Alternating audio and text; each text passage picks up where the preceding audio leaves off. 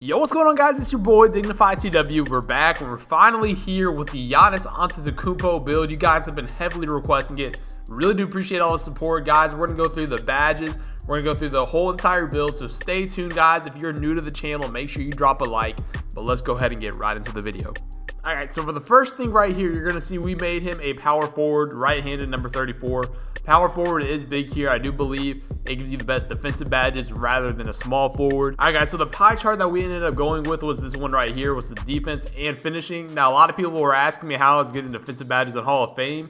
Now, this is why I did this, guys. You can see right here on this first one, it's going to say we have an 87 driving dunk, which will not be the driving dunk you have right away. But you have really good blocks. You have really good rebounding. You guys know Giannis, he could have won Defensive Player of the Year last year. And, of course, he's most known for getting to the basket, finishing, just kind of mashing his way inside of the paint.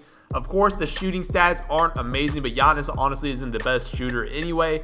He can handle the ball just a little bit. He can probably handle it more in real life. He can speed boost on this game, but the best thing about this build is the pass accuracy is actually pretty high. So if you max that out, you're going to be throwing dots regardless. All right, guys, so the pie chart that we went with right here is going to be more of the well-balanced one. You guys can see the speed, the strength, the acceleration, vertical, all pretty balanced. I like this one the best just because it's still quick, especially at 6'10", and you guys have seen it in the gameplays, and you'll see it in the gameplay afterwards. Being 6'10" with a good speed and acceleration, you fly down the court, especially if you're running like the 3 in park, even in Pro-Am, you're beating down the people, like the centers, down the court every single time for easy transition buckets. So that's why we went ahead and went with the balanced pie chart right here. All right, guys, so this is the attributes that I ended up going with my build. Now, you will notice the driving dunk is at 87 right now. Like I said, it's going to change when we mess with the height and the arm length and all that kind of stuff like that. I'm going to show you two different ones, guys. Pay attention. This is the first one I did. We've got 19 finishing badges, just 1 shooting badge, 3 playmaking, and 16 defensive badges. Now, the reason I did this is because I wanted a 3-ball just a little bit. You guys can shoot pretty well if you have like hot spots and catch and shoot coming off dime or floor general, all that.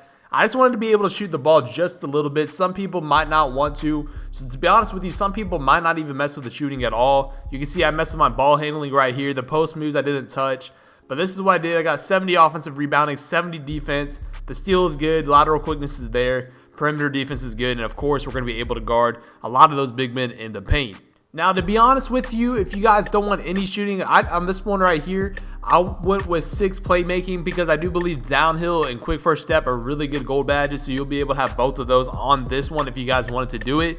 However, if you took away all your mid-range and put it on defense, you might even get more badges. But that's all I said, guys. It's just all preference. If you don't want any shooting and you just want to be like a masher, go ahead and take off all the mid-range, take off all the 3-point. You'll still just have the 1 shooting badge. You can put quick draw if you wanted to, tireless score, whatever the case may be. You could take off all of those like 28 attributes right there, put it on defense or even playmaking if you wanted it. It's just all preference, guys. The first one that I showed you is the one that I went with, but you could also do something sort of like this if you want to. Right, we went ahead and went with the compact style for, Giannis. He's not super bulky, he's not massive, but he is a big guy, obviously. So we went with compact. It looks a little bit more athletic, it looks a little bit more lean and strong, like Giannis is in real life. All right, guys, so with the height, we went 6'10". Now, I think Giannis might be listed as 6'11", but 6'10" is definitely the most realistic Giannis build you're going to get. You could put it to 6'9". You'll get like an 87 driving dunk, so you'll be able to get all the contact dunks right off the bat, which you can do. However, I went ahead and made him 6'10". I got the standing dunk up. The blocking is a lot better, rebounding, interior defense, all that kind of stuff like that. Plus, it's realistic. I wanted to make a realistic Giannis build for you guys, so I went ahead and went 6'10" with the build. Now, we went with 231 here just because I wanted to keep all my physicals around the same. You can see the 71 speed still there, the 90 strength, 65 acceleration, and 69 vertical. But if you do your Gatorade stuff, those are all going to get increased just a little bit. So you'll still be good here. I'm not too sure what Giannis' actual listed weight is. It might be 231 for all I know. But we went ahead and went 231 with this build so we could keep all of our physicals still pretty high. We went max arm length, guys, and you'll notice this right here. Once you go max arm length, your strength goes down just a little bit, but you guys know how freakishly long Giannis is. So we went ahead and made him max arm length. We had to. The driving dunk went down to 84. A lot of people were asking me how I had all the contact dunks. Once I got to 97 overall, I do believe it's 96, to be honest with you. You'll be able to unlock all of the elite contact dunks And if you'll only lose those if you drop down below the threshold of 96, which, to be honest with you, with a build like this, with defensive rebounding and athleticism and finishing around the rim, it's super easy to get 99.9s. If you just get rebounds, you're dunking the basketball. Super easy. So I wouldn't worry about that. Now, at 96, like I said, you'll be able to unlock all of those. So it might be a little bit of a grind, but it's worth it. It's a fun build. And that's what we went with, guys. So hopefully you did enjoy the video. Now, I did go with the athletic and slashing takeover. You can either do that or the rim protector one. But without further ado, guys, we're going to show you some more gameplay. We're going to go up against some centers. We're going to show you how athletic and freakishly good this player is. So if you guys did enjoy the video, I know you guys were waiting for this. Make sure you drop a like. If you're new to the channel, subscribe. But we're going to go ahead, get into the gameplay. I'll see you then. Alright, so real quickly, I'm going to go over all of the badges that I use, the setup and all that kind of stuff like that. You can see I've got my max badges on this player. I go with fancy footwork on Hall of Fame because you guys know Giannis with the Euro steps and all that kind of stuff. And you know the hops, dunks, and layups are very overpowered.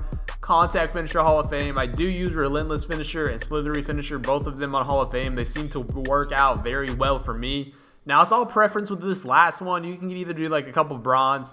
You know, I usually like to go gold acrobat because it does pop up a lot. You can even go lob city finisher if you're going to try to catch a lot of lobs like that. Because fancy footwork and acrobat together, in my opinion, are super overpowered. But you could use either one if you want to. One shooting badge, I just go with quick draw. You know, you could probably go with tireless shooter. I don't know if it helps you with layups and dunks, stuff like that. But I like quick draw just in case I do have to get a shot off. It's not insanely slow. It's still really slow, but it's not as bad as it could be. And then the playmaking badge, like I was saying, guys, if you go with the build that has 3, I go with quick first step. And if you go with the one with 6, I would definitely recommend doing downhill, because you will see you are very, very fast. And I kind of use both of them sometimes.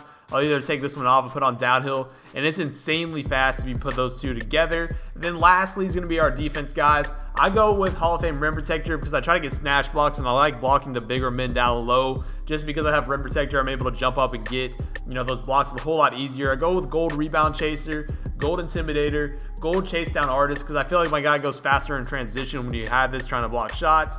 And then gold clams. But like I said, guys, you can use whatever you want. You can switch them up with whatever you're playing. If you're playing 2s, 3s, pro-am, you know, 5v5, 3v3, it doesn't matter. But guys, that's going to be my Giannis build.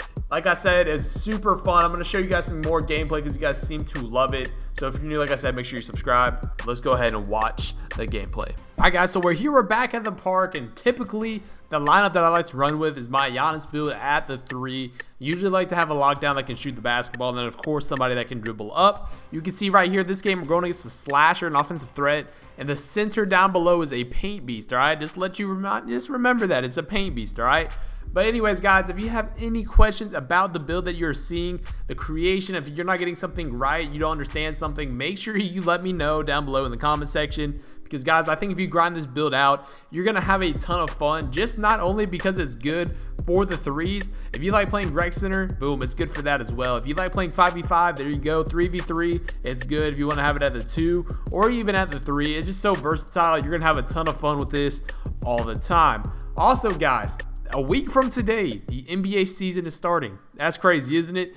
Let me know your sleepers that you want to see the most play. Right now, there's so many good games to like watch. There's so many good teams that you don't know about. I feel like it's the first time in a very long time that we're not 100% sure who's going to be winning a championship. Even though last year we really didn't know, but that KD injury kind of changed everything in my opinion.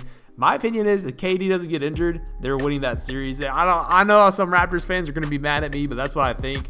But let's talk a little bit about the gameplay, guys. You can see I'm going against the paint beast right there, snagging over him, beating him down the floor. He's nowhere to be seen. That's the thing with this build.